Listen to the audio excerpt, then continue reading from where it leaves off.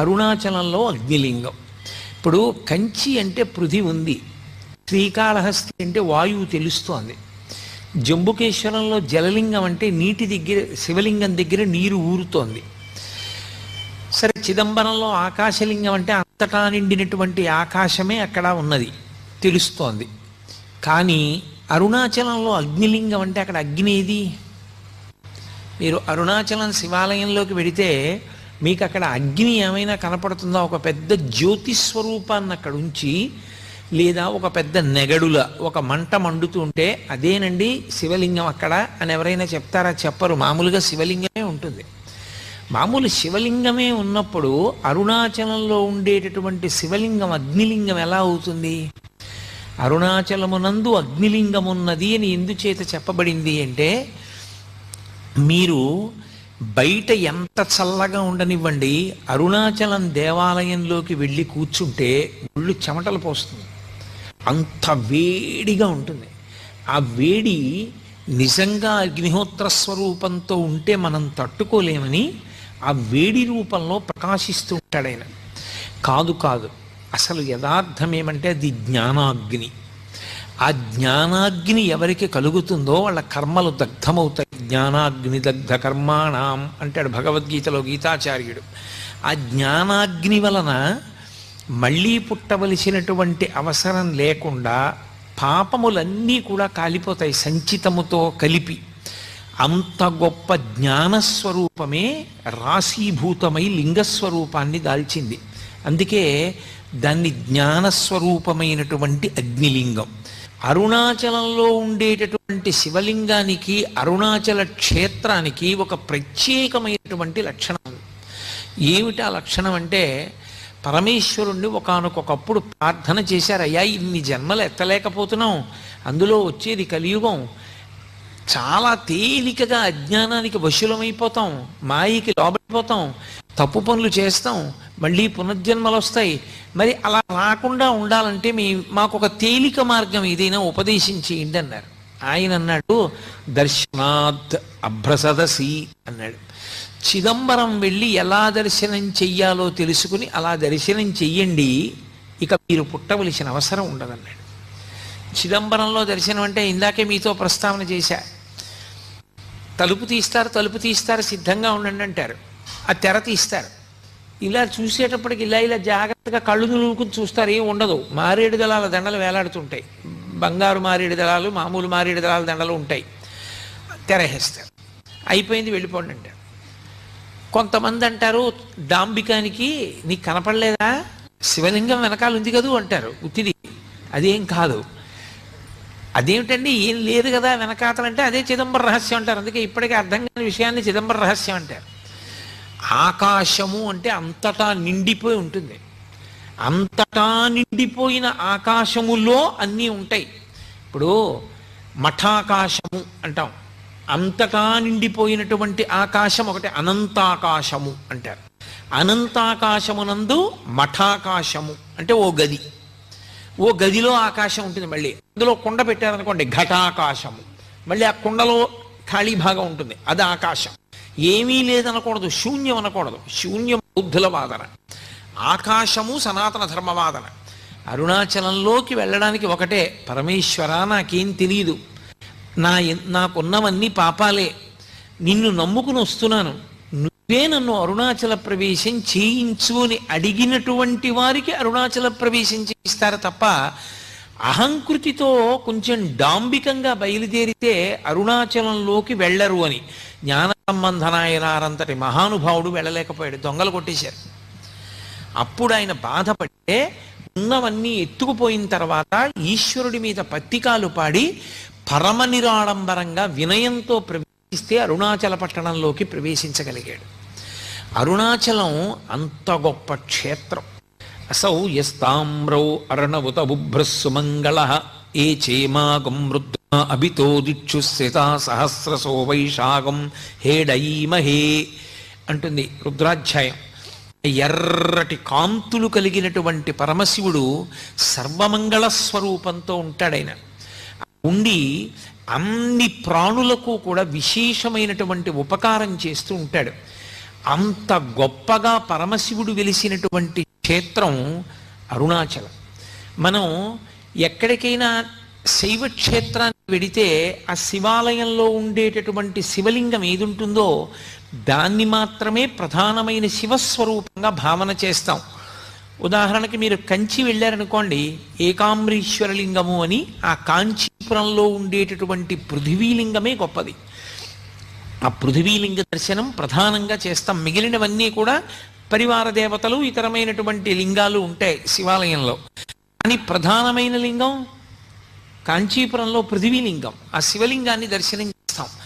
అరుణాచల క్షేత్రం దగ్గరికి వచ్చేటప్పటికి మాత్రం ఒక్కడే శివుడు అరుణాచలంలో ఉన్నటువంటి శివలింగ స్వరూపమే కాదు, అరుణాచలంలో 3 రూపాలతో ఉంటాడు పరమేశ్వరుడు.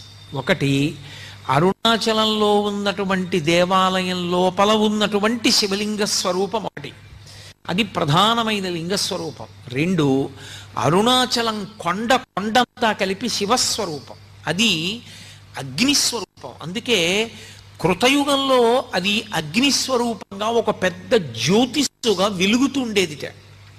అదే త్రేతాయుగం దగ్గరికి వచ్చేటప్పటికీ మణులతో కూడినటువంటి శివలింగమైంది.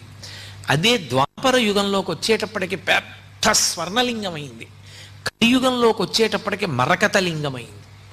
అందుకే ఇప్పటికీ ప్రపంచంలో ప్రఖ్యాతి వహించినటువంటి భూతత్వ శాస్త్రవేత్తలు అరుణాచల పర్వతంలో ఉండేటటువంటి శిలలను పరిశీలించి హిమాలయ పర్వతాల కన్నా కూడా ప్రాచీనమైనటువంటి శిలలు ఇక్కడే ఉన్నాయి, అసలు ఈ భూమండలము ఏర్పడేటప్పుడు అగ్నితప్తమైనటువంటి శిలలతో చల్లారిన కొండ ఈ కొండయే అని నిర్ధారణ చేయబడినటువంటి క్షేత్రం. ఇప్పటికీ అరుణాచలంలో దేవాలయానికి పునర్నిర్మాణం చేస్తున్నప్పుడు కుంభాభిషేక సమయంలో అక్కడ ఒక సొరంగ మార్గం కనపడింది. భగవాన్ రమణులు చెప్తూ ఉండేవారు, ఆ సొరంగం అరుణాచలం కొండ మధ్య భాగంలోకి వెడుతుంది. పైకి కొండ కనపడుతుంది, ఈ మాంసనేత్రానికి ఒక కొండలా కనపడుతుంది, కానీ యథార్థమునకు అది ఒక జ్యోతి స్వరూపం, అదొక పెద్ద జ్యోతి. ఎందరో మహాపురుషులు దర్శనం చేశారు, ఎందరికో దర్శనాలు అయ్యాయి, ఎన్నో చోట్ల గ్రంథస్థం అయ్యాయి ఆ విషయాలు. సప్తర్షులు కూడా జ్యోతుల యొక్క స్వరూపాలతో వచ్చి అరుణాచల పర్వతంలోకి వెళ్ళి పరమేశ్వరుణ్ణి సేవించి మళ్ళీ ఆకాశంలోకి జ్యోతుల రూపంలో వెళ్ళి సప్తర్షి మండల ప్రవేశం చేస్తుంటే దర్శనం చేసిన వాళ్ళు ఎందరో ఉన్నారు. ఇప్పటికీ అరుణాచల పర్వతం మధ్యలో ఉన్నది ఆ గుహ అంటారు, దానికే సొరంగ మార్గం ఉంది అని చెప్పేవారు రమణులు. అరుణాచల క్షేత్రంలో శివాలయాన్ని పునర్నిర్మాణం చేసినప్పుడు కుంభాభిషేక సమయంలో సొరంగం బయటపడింది. ఆ సొరంగం చిన్నగా అరుణాచల పర్వతం లోపల ఉన్న గుహ దగ్గరికి వెడుతుంది అంటారు. అక్కడ ఒక పెద్ద వటవృక్షం ఉంటుందని, ఆ మర్రి చెట్టు కింద దక్షిణామూర్తి స్వరూపంలో సిద్ధయోగి స్వరూపంతో పరమశివుడు ఇప్పటికీ కూర్చుని ఉంటాడని సనక సనందనాది మహర్షులందరూ కూడా ఆయన్ని సేవిస్తూ ఉంటారని చెప్తారు. ఒకానొకప్పుడు భగవాన్ రమణులు అరుణాచల పర్వతం మీద నడిచి పెడుతున్నారు. పెడుతుంటే విస్తరాకంత మర్రాకు ఒకటి వచ్చి గాలికి ఎగురుకుంటూ ఎండు ఆకు ఆయన కాలికి తగిలింది. ఆయన మర్రాకు పైకెత్తి చూసి విస్తరాకంత ఉంది, ఈ అరుణాచల పర్వతం మధ్యలో ఉన్న గుహలో పరమశివుడు దక్షిణామూర్తిగా కూర్చున్నాడు. ఆ చెట్టు ఆకే ఎగిరొచ్చింది, నేను దర్శనం చేస్తానని బయలుదేరాడు. ఆయన కొంత దూరం వెళ్ళేసరికి ఆయన కాలు అనుకోకుండా అక్కడ ఉన్న ఒక పొదలో ఉన్న తేనె పట్టుకి తగిలింది. తేనె పట్టులో ఉన్న ఈగలన్నీ పైకి జుమ్మని లేచాయి. వెంటనే రమణులు అన్నారు, ఈ కాలు తప్పు చేసింది, వాటి గూడు కదిపింది, కాబట్టి ఇది శిక్ష అనుభవించాలని ఆ కాలు ఒక రాయి మీద పెట్టి వదిలిపెట్టేశారు. ఆ తేనెటీగలన్నీ వచ్చి ఆయన కాలు కుట్టగలిగినంతసేపు కుట్టాయి. ఇంత లావున వాచిపోయింది. ఆ వాచి కాలు ఈడ్చుకుంటూ ఆయన కిందకి దిగి వచ్చేశారు. పళనిస్వామి అని అప్పుడు ఆయనకి సేవ చేస్తూ ఉండేవాడు. అతను శ్రావణం తీసుకొచ్చి ఆ తేనెటీగల యొక్క ముళ్ళు ఆయన కాల్లో విరిగిపోయిన వాటన్నింటినీ బయటికి లాగేశాడు. కానీ ఆయన శరీరాన్ని విడిచిపెట్టేసే పర్యంతము రమణుల యొక్క ఒక కాలు చాలా లావుగా ఉండేది. ఇప్పటికీ మీరు రమణాశ్రమానికి వెళ్ళి ఆయన యొక్క ఫొటోస్ చూస్తే ఒక కాలు లావుగా కనపడుతుంది. కారణం, ఆ దక్షిణామూర్తి దర్శనానికి ప్రయత్నం చేసినప్పుడు రమణ మహర్షి యొక్క ఒక కాలుని తేనెటీగలు కుట్టి, ఆ తర్వాత ఎవరిని వెళ్ళొద్దని చెప్పేవారు రమణ మహర్షి. ఆయన మాట వినకుండా వెంకటరామయ్య గారని ఒక ఆయన స్నేహితులు కలిసి అరుణాచలంలో మేము దక్షిణామూర్తి దర్శనం చేస్తామని బయలుదేరారు. తీరా వాళ్ళు బయలుదేరి వెళ్ళిన తరువాత వాళ్ళు మార్గంలో చాలా చాలా కష్టాలు పడి వాళ్ళకి అసలు వెనక్కి తిరిగి వచ్చే మార్గం మర్చిపోయి ఉండిపోయారు. ఆ పైన ఉండిపోతే ఇక్కడ రమణుల యొక్క అనుగ్రహం వల్ల, కొండ కింద రమణులు చేసిన సంకల్పం వల్ల వాళ్ళు మళ్ళీ చీకటి పడిన తర్వాత కొండ దిగొచ్చారు. అప్పటి నుంచి ఎవ్వరూ ఆ సిద్ధయోగి దర్శనం చేసే ప్రయత్నం చెయ్యరు. కానీ ఇప్పటికీ పరమేశ్వరుడు అక్కడ దక్షిణామూర్తిగా మర్రి చెట్టు కింద కూర్చుంటాడని ఎందరో సిద్ధులు, యోగులు, దేవతలు ఆయన యొక్క దర్శనానికి వచ్చి వెడుతూ ఉంటారని ప్రతీతి. అలా అరుణాచల క్షేత్రం ముందు 3 రూపాలతో ఉంటాడు పరమశివుడు. అంత గొప్ప క్షేత్రంలో పరమేశ్వరుడు శివలింగంగా ఆవిర్భవించిన తరువాత అక్కడ జరగవలసినటువంటి పూజాది కార్యక్రమాలు ఎలా జరగాలి అన్న విషయాన్ని ఆయనే నిర్ణయం చేసి గౌతమ మహర్షిని ఆదేశించాడు. మనకి వలైకాపు మంటపము అని ఉంటుంది లోపల. ఆ మంటపంలో అమ్మవారిని తీసుకొచ్చి కూర్చోపెట్టి గాజులు సమర్పణం చేస్తారు అమ్మవారికి. అమ్మవారికి గాజులు సమర్పణం చేసేటటువంటి ఉత్సవం ఒకటి. మిగిలిన 2 పెద్ద ఉత్సవాలు, ఒకటి కార్తీక మాసంలో జరిగేటటువంటి దీపోత్సవం, కార్తీక పౌర్ణమి పెట్టేటటువంటి దీపం. దాని గురించి నేను ప్రత్యేకంగా మీతో ప్రస్తావన చేస్తాను. ఇక 3వ ఉత్సవం పార్వతీ పరమేశ్వరుల మధ్య వచ్చేటటువంటి ప్రణయ కలహోత్సవం. ఇప్పటికీ అరుణాచలంలో ఆ ప్రణయ కలహోత్సవాన్ని అక్కడ ఉన్న అర్చకులు నిర్వహిస్తారు. ఎంత అద్భుతంగా నిర్వహిస్తారు! ఆ ఉత్సవం జరిగినప్పుడు పరమేశ్వరుడు భృంగికి మోక్షం ఇచ్చేస్తాడు. పార్వతీదేవికి కోపం వచ్చి అపితకుచాంబ అమ్మవారు దేవాలయంలోకి వెళ్ళి తలుపులు వేసేసుకుంటారు. పరమశివుడు ఒక్కడే గిరి ప్రదక్షిణానికి వెడితే దొంగలు దోచుకుంటారు. ఇప్పటికీ ఆ దొంగలతో ఉప్పు అని అవన్నీ చేస్తారు. ఆ ప్రణయ కలహోత్సవం 2వ పెద్ద ఉత్సవం. ఇన్ని నిర్ణయం చేసినటువంటి వాడు గౌతమ మహర్షి. ఎవరి ఆజ్ఞ మేరకి? శివాజ్ఞ మేరకే చేశాడు. అటువంటి అరుణాచల క్షేత్రంలో ఆ దేవాలయ ప్రాంగణం అత్యద్భుతమైనటువంటి ప్రాంగణం. బహుశः దక్షిణ భారతదేశం మొత్తం మీద ఏ దేవాలయంలోనూ కూడా అంత పెద్ద గోపురాలు మీకు ఎక్కడా కనపడవు. అంతంత పెద్ద పెద్ద గోపురాలు. ప్రత్యేకించి అరుణాచల క్షేత్రంలో తూర్పు గోపురం శ్రీకృష్ణదేవరాయల వారు కట్టించారు.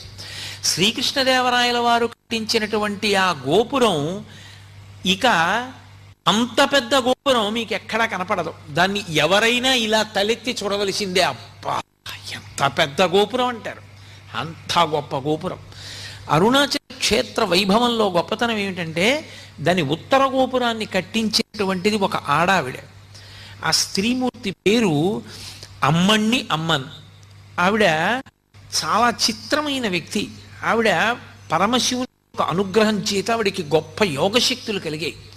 ఆవిడికి గోపురం కట్టించాలని కోరిక. ఆవిడ ప్రతి ఇంటి ముందుకి వెళ్ళి గోపురం కట్టడానికి చందా అడిగేది. డబ్బులు లేవంటారేమోనని ఆవిడ ఇంటి ముందు నిలబడి ఆ ఇంట్లో ఇనప్పెట్టె ఎక్కడుందో, ఇనప్పెట్టెలో ఎక్కడ డబ్బు పెట్టారో ఆ డబ్బు ఎంత ఉందో చెప్పేది. ఇంట్లో ఎక్కడెక్కడ దాచారో, ఎక్కడెక్కడ దాచిన డబ్బు ఎంత ఉంటుందో చెప్పి గోపురం కడుతున్నాను డబ్బు ఇమ్మని అడిగేది. హడిలిపోయి పట్టుకెళ్ళి డబ్బు ఉండేవారు. ఆవిడ తన యోగశక్తి చేత ఇళ్ల ముందు నిలబడి ఇంటి లోపల ఉన్న పెట్లలో డబ్బు ఎంతుందో చెప్పి వసూలు చేసిన డబ్బుతో ఉత్తర గోపురాన్ని కట్టింది.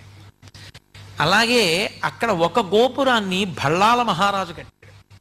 భళ్ళాల మహారాజు అపారమైనటువంటి శివభక్తుడు. ఆయనకి 2 భార్యలు. ఆయన విభూతి పుండ్రాలు పెట్టుకుని బొట్టు పెట్టుకుని ఏ శివభక్తుడైనా జంగమదేవరైనా సరే కోరినది ఇచ్చేస్తుండేవాడు. అటువంటి భళ్ళాల మహారాజు గారు రాజ్యం చేస్తున్న రోజుల్లో ఆయనకి సంతానం లేదు. సంతానం లేకపోయినా ఆయన పరమశివుని అంత భక్తితో రాజ్యం చేస్తున్నాడు. పరమశివుడు ఆయన పరీక్షించాలి, అనుగ్రహించాలి అనుకున్నాడు. ఒక పెద్ద జంగమదేవర వేషం కట్టి తనతో పాటు కొంతమంది జంగమయ్యల్ని తీసుకుని ఒక చీకటి పడే వేళటికి భళ్ళాల మహారాజు ఇంటికి వచ్చాడు.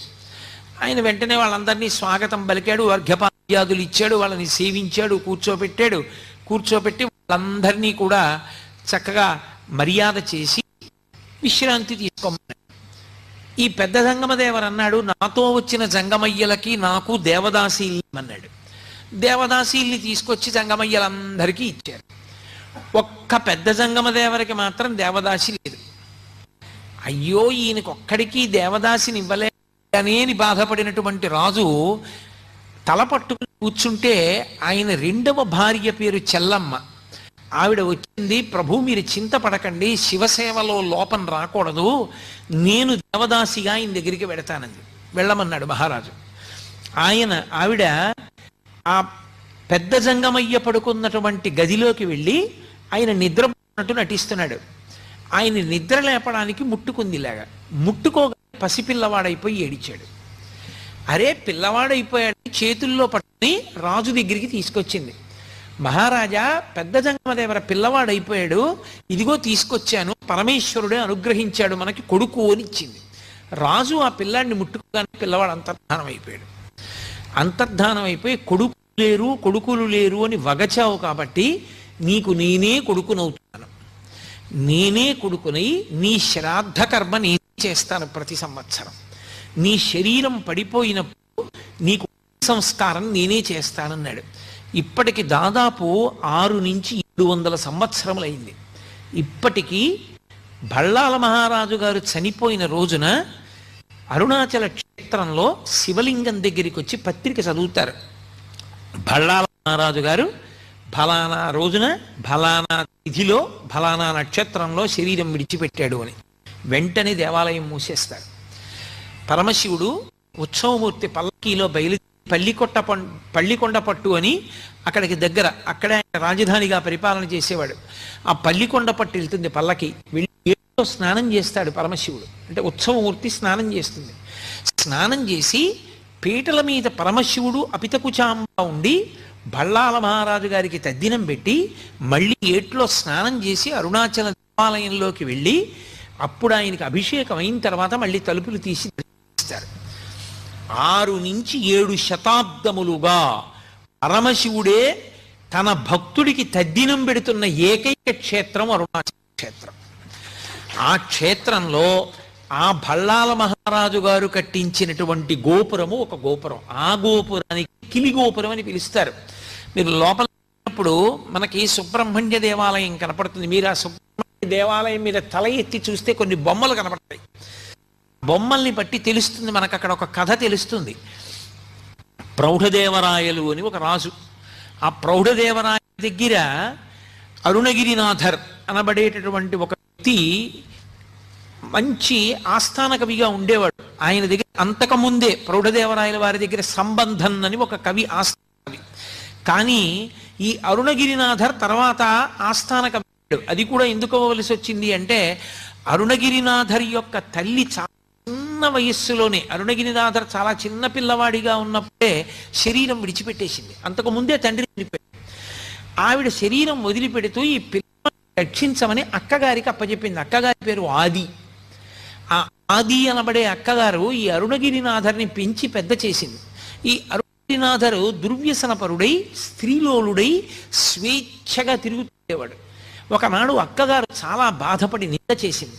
అతనికి వైరాగ్యం కలిగి ఇన్ని తప్పులు చేశాను, నేను ఇక బతకకూడదని ఈ భళ్ళాల మహారాజు గారు కట్టించిన గోపురం ఎక్కి చచ్చిపోతానని అక్కడి నుంచి కింద పడ్డాడు. కింద పడుతుంటే లోపల సుబ్రహ్మణ్య దేవాలయంలో ఉన్న సుబ్రహ్మణ్యుడు బయటికి వచ్చి చేతులు పట్టుకున్నాడు. సుబ్రహ్మణ్యేశ్వర స్వామి వారి యొక్క స్పర్శ తగలగానే అతనిలో కవిత్వం పెళ్ళుబుకి మహాభక్తుడయ్యాడు. కళానుభూతి అని చెప్పి ఆయన అద్భుతమైనటువంటి సుబ్రహ్మణ్య గీతములను రచన చేశాడు. సుబ్రహ్మణ్య తత్వం మీద రచన చేశాడు. ఆయనే ఆ కాలంలో ప్రౌఢదేవరాయల వారి ఆస్థాన కవి సంబంధం. అరుణగిరినాథరి యొక్క గొప్పతనాన్ని తెలుసుకుని రాజు ఆ ఆస్థాన కవి సంబంధాన్ని తీసి అరుణగిరినాథర్కి ఆస్థాన కవి పదవినిచ్చాడు. ఈయన ఆస్థాన కవి ఉంటూ సుబ్రహ్మణ్యుణ్ణి సేవించాలనేటటువంటి తాపత్రయంతో తెచ్చిన పువ్వులతో సంతోషపడక పరకాయ ప్రవేశ విద్య తెచ్చుకుని తన శరీరాన్ని అరుణాచల దేవాలయంలో ఒక మూల ఎవరికీ కనపడకుండా విడిచిపెట్టి చిలుకలోకి ప్రవేశించి పక్కన ఉన్నటువంటి వనాల్లో వెళ్ళి పారిజాత పుష్పాలు వచ్చి సుబ్రహ్మణ్యుణ్ణి సేవిస్తుండేవాడు. ఇది పెట్టాడు సంబంధం. తను శరీరాన్ని వదిలి చిలుక శరీరంలోకి వెడుతూ ఉంటాడు. నా ఆస్థాన పదవి ఇతని వల్లే పోయింది, ఇతనికి మళ్ళీ శరీరం లేకుండా చెయ్యాలని ఆ అరుణగిరినాథర్ శరీరాన్ని విడిచిపెట్టి చిలుక శరీరంలోకి ప్రవేశించగానే ఆ అరుణగిరినాథర్ యొక్క శరీరాన్ని కాల్చేశాడు. అయిపోయింది. ఆయనకి శరీరం లేదు. లేకపోవడం వల్ల చిలుక రూపంలోనే ఆ గోపురంలో కూర్చొని సుబ్రహ్మణ్యేశ్వర స్వామి వారి మీద ఇప్పటికీ పాటలు పాడతారు. అరుణాచల క్షేత్రం లోపల పశ్చిమ దిక్కుగా ఉండేటటువంటి సరోవరానికి శివగంగా అని పేరు. అది తిరుమలాంబా సముద్రం నుంచి ఒక కాలవ ద్వారా తీసుకొస్తారు. రెండవ పక్కన ఉండేటటువంటి తీర్థం బ్రహ్మతీర్థం. అలాగే మీకు అరుణాచలంలో ఖడ్గతీర్థం, సర్వతీర్థం, ఈశాన్య తీర్థం, అగస్త్య తీర్థం, బ్రహ్మతీర్థం, శివగంగ, యమున, ఎన్ని సరస్సులు ఉంటాయి. ప్రతి సరస్సుకి స్థల పురాణం ఉంది. ఒక్కొక్క సరస్సు ఒక్కొక్క కారణానికి వచ్చింది. అగస్త్య మహర్షి ప్రతి సంవత్సరం మార్గశీర్ష మాసంలో వస్తారట. వచ్చి తన శిష్యులతో గిరి ప్రదక్షిణం చేసి ఆ సరస్సులో స్నానం చేసి పెడతారు. ఒక్కొక్క సరస్సులో స్నానానికి ఒక్కొక్క ప్రత్యేకమైన విభూతి కలుగుతుంది. ఒక సరస్సులో స్నానం చేస్తే అపారమైన భక్తి కలుగుతుంది. ఒక సరస్సులో స్నానం చేస్తే సరస్వతి కటాక్షము కలుగుతుంది. ఒక సరస్సులో స్నానం చేస్తే పాప సంచయం అంతా కూడా దగ్ధమవుతుంది. అంత గొప్ప గొప్ప సరస్సులతో నిండి ఉంటుంది ఆ క్షేత్రం అంతా. స్వయంగా చతుర్ముఖ బ్రహ్మగారే అరుణాచల క్షేత్రంలో ఆరాధన చేసి స్నానం చేసేటటువంటి సరస్సు ఆ బ్రహ్మ సరస్సు అని పిలుస్తారు. అంత గొప్ప గొప్ప సరస్సులతో కూడుకుని స్థలవృక్షమైనటువంటి ఇప్ప చెట్టుతో ఉంటుంది. అరుణాచల క్షేత్రానికి వెళ్ళినటువంటి వాళ్ళు ఆ దేవాలయంలో పరమేశ్వరుడి పూజ చేసేటప్పుడు ఏ నామాలతో పూజ చెయ్యాలన్నది కూడా పరమశివుడు నిర్ణయం చేశాడు. పరమేశ్వరుడు స్వయంభూగా 3 రూపాలతో వెలిసినటువంటి క్షేత్రమైన కారణం చేత అరుణాచలంలో మీరు ఎంత చిన్న పుణ్యకార్యం చెయ్యండి, అది తీవ్ర స్థాయిలో ఫలితాన్ని ఇస్తుంది. సామాన్యమైన ఫలితం కాదు. అది ఏదో పుణ్యంగా మారి వచ్చే జన్మలో మీరు సార్వభౌముడవడం, ఏదో పుణ్యంగా మారి వచ్చే జన్మలో ఐశ్వర్యవంతుడవడం కాదు. అరుణాచలంలో చేసినటువంటి పుణ్యకార్యము పునరావృత్తి రాహిత్యమునకు తీసుకెడుతుంది. దానికి స్కాంద పురాణంలో కొన్ని విశేషాలు చెప్తారు. అరుణాచలం కొండ మీద ఒకానొకప్పుడు ఒక సాలెపురుగు గూడు కట్టింది. గూడు కడితే లేత సూర్యకిరణాలు పడ్డాయి. పడి అది విశేషమైన కాంతితో మెరిసింది. ఆ మెరుపు కొండ మీద పడింది. కొండ స్థూల శివుడు, అది శివుడే. శివుడి శరీరం మీద కాంతి పడేటట్టుగా మెరుపులతో కూడినటువంటి బట్ట శివలింగానికి కట్టిన పుణ్యం ఇచ్చి సాలెపురుగుకి మోక్షం ఇచ్చాడు. అలాగే అక్కడ ఒక ఏనుగు కొండలలోకి ప్రవేశించింది. ప్రవేశించి తన మదజలధారల చేత ఆకులను తడిపింది. ఆ ఆకులు తడిసి ఆ బొట్లు శివలింగం మీద పడ్డాయి. శివలింగం మీద అభిషేకం చేసిందన్న పుణ్యం ఇచ్చి ఏనుక్కి పునరావృత్తి రాహిత్యం ఇచ్చారు. అలాగే ఒక ఎలుక అరుణాచల పర్వతంలోకి దూరింది. దూరి అది తవ్వింది. తవ్వితే దాని లోపల ఉన్నటువంటి ఆ రాళ్ల మీద సూర్యకిరణాలు పడ్డాయి. మణులు ప్రకాశించినట్టుగా ప్రకాశించేవి. ఆ ప్రకాశించిన కాంతులు పడిన కారణం చేత మణుల చేత దీప శోభని వెలిగింపచేసింది అని ఆ ఎలుక మళ్ళీ పుట్టవలసిన అవసరం లేని స్థితిని పొందింది. ఒక చిలుక అరుణాచల పర్వతం మీద ఎగురుతున్నప్పుడు దాని యొక్క రెక్కల కదలికలకి ధూళికణములు తొలగించబడ్డాయి. అరుణాచల పర్వతాన్ని శుభ్రం చేసింది అని చెప్పి దానికి మోక్షం ఇచ్చారు. అన్నిటికన్నా ఆశ్చర్యం, ఒకప్పుడు అరుణాచల దేవాలయంలోకి గ్రద్ద ప్రవేశించింది. బలిపీఠం మీద ఉన్నటువంటి కబళం కింద పడితే తిందామని అది వాలి కూర్చోడానికి అవకాశం లేక తన రెక్కలతో అల్లార్చింది ఆ ముద్ద కోసం. కబళం కింద పడింది. అది రెక్కలు అల్లార్చినప్పుడు ఆ బలిపీఠం మీద ఉన్న ధూళి కొంత ఎగిరింది. ధూళి ఎగిరింది కాబట్టి అది దేవాలయాన్ని తుడిచింది అని మోక్షం ఇచ్చారు. అందుకే ఆ లింగము అగ్నిలింగము అనడానికి కారణం అదే. అక్కడ ఈశ్వరుడు అసుతోషుడు అని పేరు ఆయనకి. అసుతోషుడు అంటే విపరీతంగా సంతోషిస్తాడు. ఎందుకంత సంతోషం అంటే మీరు చెప్పలేరు, దానికి కారణం ఉండదు. ఇప్పటికీ అరుణాచల క్షేత్రానికి దేవతలు, గంధర్వులు, యక్షులు, గంధర్వులు, కిన్నెరులు, కింపురుషులు వచ్చి పరమశివుణ్ణి సేవించి వెడుతుంటారు. భగవాన్ రమణుల దగ్గరికి శ్రీమతి తల్యార్ ఖాన్ అని ఒక ఆవిడను, పశ్చిమ దేశాల నుంచి వచ్చినటువంటి సాధకురాలు అరుణ అని ఒక ఆవిడ, ఇద్దరు ఉండేవారు. వాళ్ళిద్దరూ ఒకప్పుడు అరుణాచలం కొండ ఎక్కి కొండ మీద పడుకున్నారు. పడుకోవడం అంటే కొండ మీద ధ్యానం చేస్తున్నారు. వాళ్ళకి ధ్యానం చేస్తూ ఉండగా అద్భుతమైన సంగీతం వినపడింది. అందులో ఈ శ్రీమతి తల్యార్ ఖాన్ ఆవిడే పాతాళలింగ దేవాలయాన్ని అంతటినీ కూడా పునర్నిర్మాణం చేసింది. ఎన్నో సరోవరములు ఆ దేవాలయం యొక్క పాదాల ఆ కొండ పాదముల దగ్గర ఎన్నో సరోవరములు ఏర్పడి ఉంటాయి. అంత గొప్ప క్షేత్రం అరుణాచల క్షేత్రం. అటువంటి అరుణాచల క్షేత్రంలో అసలు ఆ దేవాలయంలో అత్యద్భుతమైనటువంటి విషయం ఏమిటంటే అసలు ప్రాకారములు, ఆ 3 ప్రాకారములు ఒక్కొక్క ప్రాకారం దాటి లోపలికి వెడుతుంటే ప్రత్యేకించి 100 కాళ్ల మంటపం, 16 కాళ్ల మంటపం అటువంటి వాటి దగ్గర నిలబడి చూస్తే ఎదురుగుండా స్థూల శివుడైనటువంటి కొండ కనపడుతూ ఉంటుంది. లోపల శివలింగ దర్శనం కూడా చెయ్యవచ్చు.